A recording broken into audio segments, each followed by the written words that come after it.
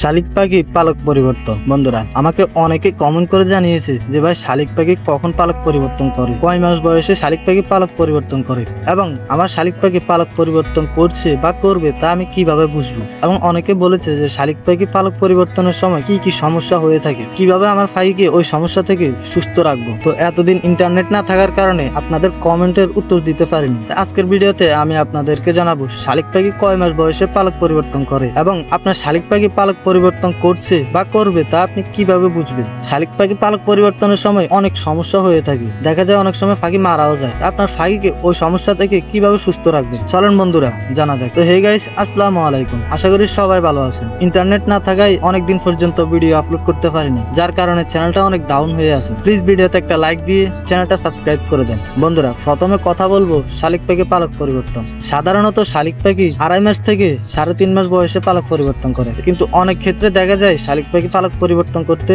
4 মাস বয়স লেগে যায়, 5 মাস বয়স লেগে যায়, এবং অনেক ক্ষেত্রে শালিক পাখি 2 মাস বয়সে পালক পরিবর্তন করে ফেলে। আপনার পাখি পালক পরিবর্তন কত দ্রুত করবে তা ম্যাটার করে আপনার উপরে। আপনি যত ঘন ঘন, যত বেশি বেশি আপনার পাখিকে গোসল করাবেন, তত দ্রুত আপনার পাখি পালক পরিবর্তন করে ফেলবে। আমার আগে একটা পাখি ছিল যেটাকে আমি দিনে 2 বার করে গোসল করাতাম, তখন দেখা যায় পাখিতে 2 মাস বয়সে পালক পরিবর্তন করে ফেলেছে। তাই আপনার পাখি